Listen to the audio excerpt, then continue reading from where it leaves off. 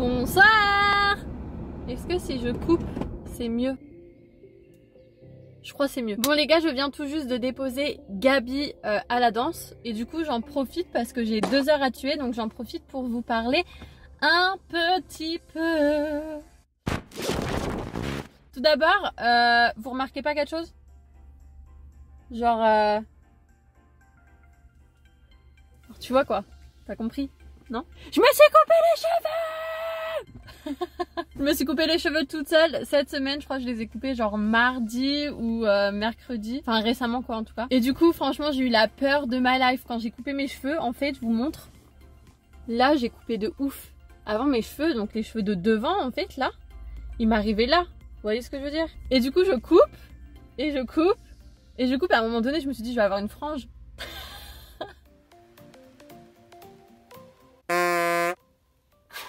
J'ai eu peur que ça donne un résultat genre pas beau du tout, que du coup je les ai coupés toutes seules. Non ça va je trouve.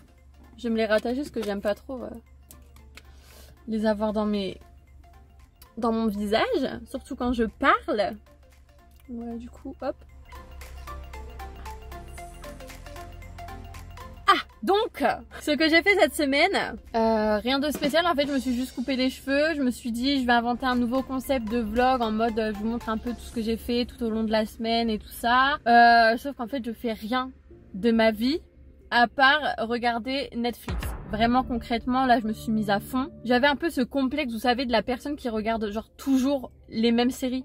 Genre, j'ai dû regarder Grey's Anatomy genre 150 fois. Il y a 13 saisons. Non, il y a 16 saisons. 17, je sais même plus, enfin bref il y a tellement de saisons avec 23 épisodes chacun, je l'ai regardé au moins 150 fois quoi. Je me suis remis dans Vampire Diaries, pareil je l'ai regardé 150 fois. Et du coup je me suis dit bon meuf, stop, on arrête le délire, il faut regarder d'autres séries à un moment donné. Et du coup j'ai ma sœur qui regarde, enfin qui a regardé Stranger Things. Et elle me dit faut absolument que tu regardes cette série, elle est trop bien et tout, franchement je crois que t'es la seule qui l'a jamais vue quoi. Pardon. Bref, du coup, je me suis mis à fond dans la saison. Enfin, dans la série, quoi. Ouais, j'aime bien, mais je me pose beaucoup de questions. Les gens qui réalisent les séries, ils ont quoi dans leur tête? Non, mais vraiment, entre nous, là. Les mecs, ils ont un grain. Sans déconner, ils sont perdus. Je pense qu'il y en a, ils devraient aller soit en prison, soit en hôpital psychiatrique. Spoiler alert! Spoiler alert! Stranger Things. Il y a l'Upside Down, des monstres, les gens normaux, ils vont dans l'Upside Down, je sais pas comment. Comment ça arrive dans leur tête ce genre d'imagination? Comment? Je me pose la question. Et non mais aussi le truc, c'est que moi j'ai l'habitude de regarder une série, donc je sais pas, genre Riverdale. Spoiler alert encore, on sait jamais, je sais pas trop ce que je vais dire, j'improvise. Première saison, vraiment top. Deuxième saison, ça va. Troisième saison, je me dis le mec, il est perdu là. On l'a perdu dans son délire. Allô? C'est comment dans ton cerveau? Parce que ça se passe pas bien. Hein. Est-ce que je suis tombée? J'ai l'impression... Oui, je suis tombée, les gars, vous me l'avez pas dit. Putain, comment... Putain.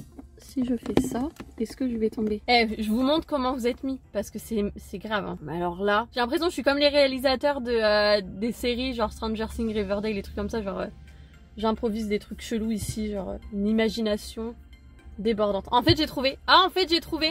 Tout part de... Ils font un vlog, et genre, ils mettent en place un truc, et de là... Pouf, explosion. Non les gars qui font des séries, ça part trop loin, ça part dans des délires. Des fois genre je vais adorer une série, je vais adorer une saison, mais genre la saison d'après, tu te demandes ce qui est passé dans la tête du mec encore. Déjà la saison 1 elle va être chelou. Déjà la saison 1 tu te dis wesh le mec il a une explosion dans son cerveau. Tu regardes la saison 2 ça part en coup total, tu sais pas d'où ça sort, c'est des génies. Donc voilà, en tout cas je suis dans Stranger Things. Stranger Things avec mon vieil accent français dégueulasse. Et merci. Stranger Things. Comme on apprend à l'école, on met la langue entre les dents. Things.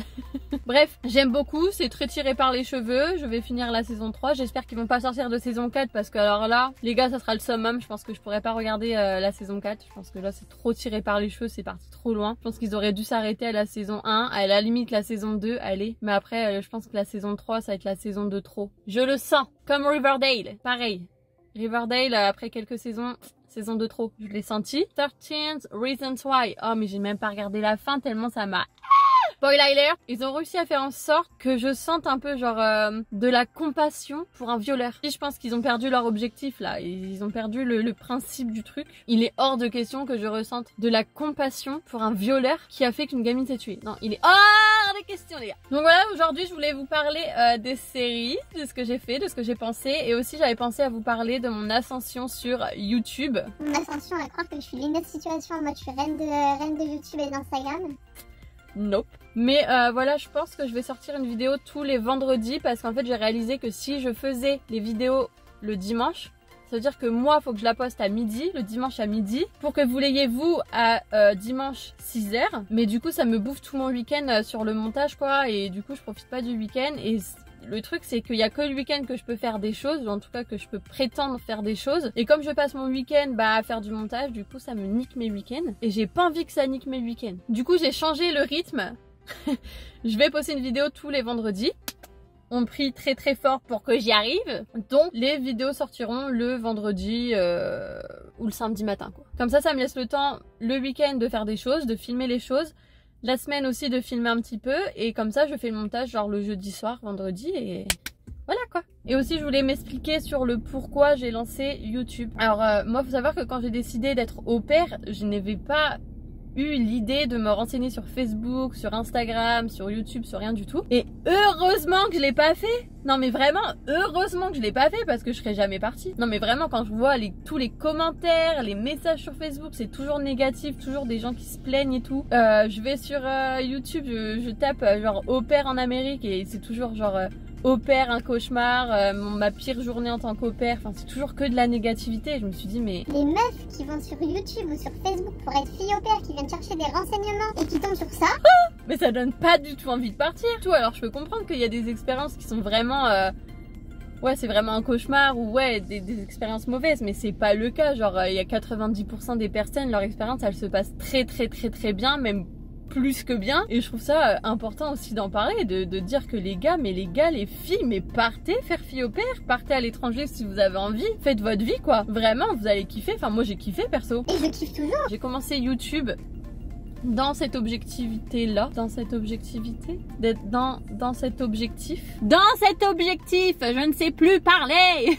Donc dans l'objectif d'envoyer du positif. Donc au-delà du message fille au pair, réalisez vos rêves et tout ça que j'envoie sur YouTube, je voulais aussi vous dire que non pas que je vais arrêter totalement de parler du truc d'être fille au pair, genre comment une fille au pair, le pourquoi, le comment, genre qu'est-ce qui s'est passé dans ma vie en tant que fille au pair et tout ça. Pas du tout. Je pense que voilà, ça fait partie de ma vie et c'est normal que j'en parle. Et c'est normal que j'aide les filles aussi qui veulent faire ça parce que du coup, moi ça me fait vraiment plaisir d'aider les filles ou les gars qui ont envie de faire fille bro au pair. Mais j'ai aussi envie de vous partager juste mon histoire, ma vie, ma story life et un peu de tout ce qui se passe dans ma tête en fait, enfin ce que je pense, voilà, quand j'ai envie de parler, j'allume ma caméra et je vous parle à vous. Bon, mes amours, après ce petit message plein de positif et tout ça, je vois qu'il fait noir et je vois que la vidéo elle va pas forcément rendre bien ouf comme ça.